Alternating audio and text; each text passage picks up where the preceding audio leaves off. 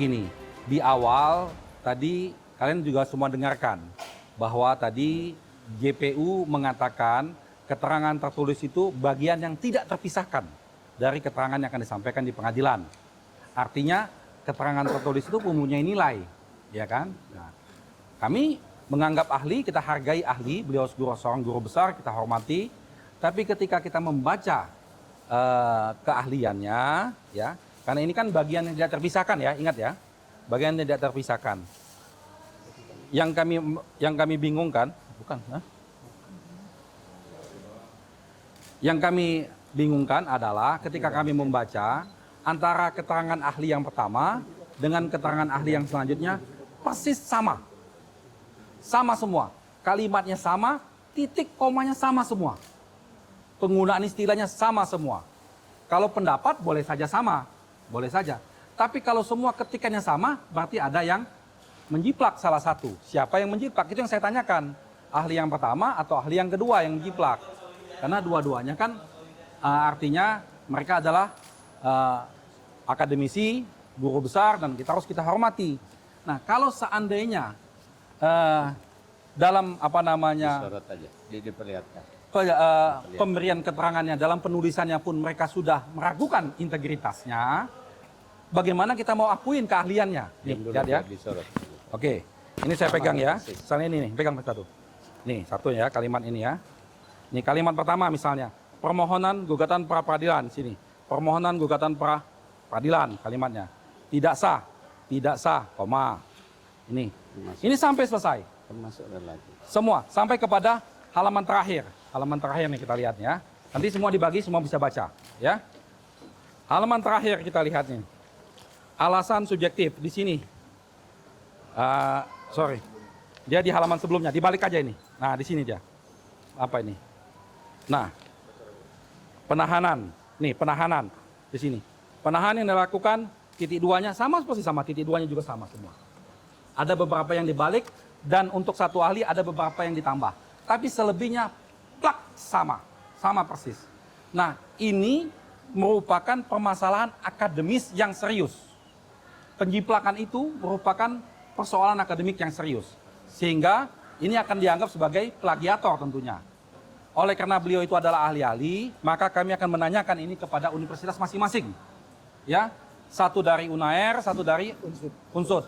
Kami menanyakan, siapa yang mencontoh siapa? Harus diklarifikasi. Karena ini adalah dunia akademik kehadiran mereka.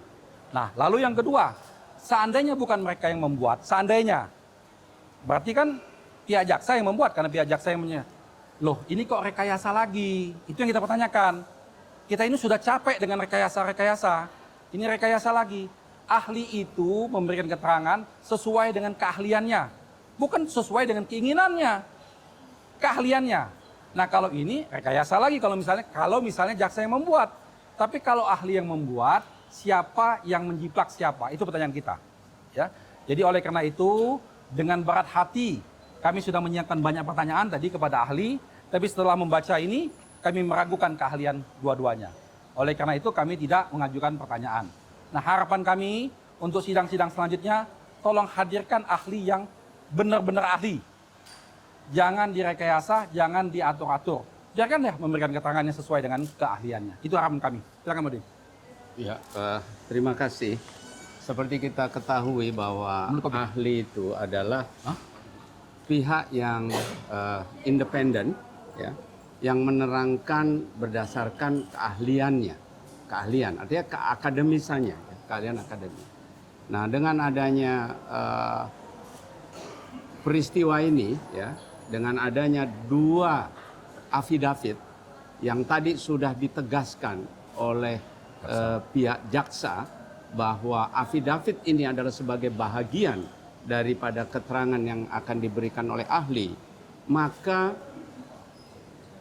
adanya dua afidavit yang sama persis titik komanya ini menimbulkan suatu persoalan.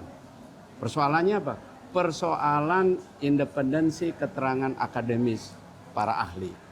Oleh karena itu, kenapa kami tidak menanyakan ya pendapat-pendapat ahli, karena masalah ini tadi belum diselesaikan.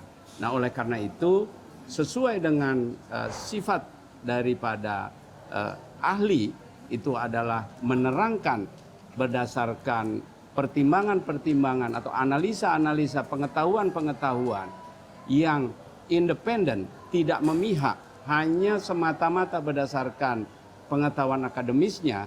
Dengan adanya afidavit yang sama persis ini sudah memberikan indikasi bahwa dua ahli ini memang ingin memberikan keterangan-keterangan yang tadi dikatakan ya, yang diduga ya, ada indikasi ya, ada penilaian dari kami. Penilaian ini bukan tidak berdasar ya. Dari kemarin kita sudah baca afidavit yang disampaikan oleh ahli itu berbeda satu dengan yang lain ya. Ini sama persis titik koma. Ya.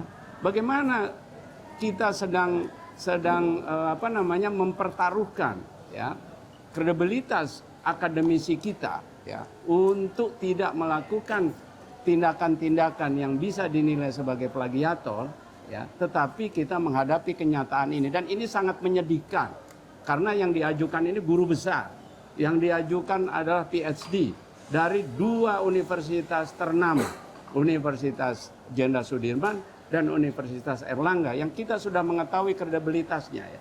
Nah, semoga ya hal ini tidak berulang kepada proses-proses persidangan berikutnya karena persidangan ini menentukan nasib seseorang. Bagaimana nasib seseorang ditentukan oleh orang-orang yang melakukan seperti hal ini. Nah, inilah harus dilakukan kontrol publik ya untuk menilai, untuk mengamati jalannya persidangan ini sehingga ya pihak-pihak yang dihadirkan untuk memberikan keterangan ya dapat juga dijaga integritasnya, kredibilitasnya. Demikian, terima kasih. Tapi substantif sendiri keterangan dari ahli yang tadi sudah Bapak dengar itu seperti apa Pak? Terkait alat bukti, juga penetapan tersangka dan lain-lain. Iya, silakan. Ya, memang kalau kita mendengar keterangan ahli, jadi keterangan ahli ini kalau kita menilai ya, memang sudah ada tendensi untuk sekedar menjustifikasi apa yang sudah dilakukan oleh penyidik dalam menetapkan tersangka.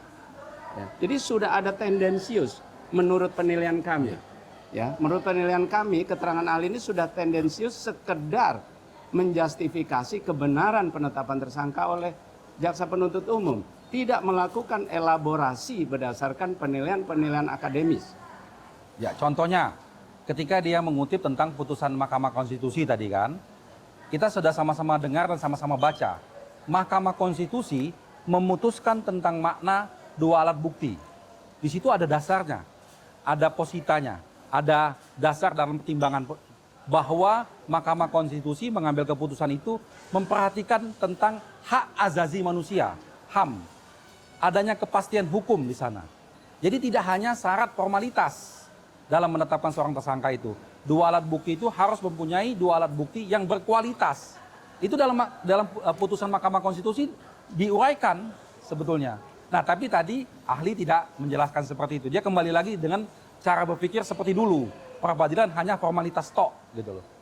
Orang bisa saja menghadirkan surat-surat bahwa sudah diperiksa, ini sudah diperiksa, tapi harus ada kausualitasnya. Yang diperiksa ini ada kaitannya dengan perkara yang dituduhkan. Ada hubungannya gitu loh. Itu. Jadi jangan diperiksa ini tapi yang kasusnya berbeda gitu. Nah, itulah makanya peradilan berhak menilai di sana. Itu yang dijelaskan oleh Mahkamah Konstitusi. Tapi tadi ahli berpendapat beda. Bagi kami tidak masalah, ahli boleh saja berpendapat berbeda. Silakan saja, itu haknya ahli. Tetapi ketika kita ketemukan ada permasalahan serius dalam dunia akademik, itu kita ragukan keahliannya.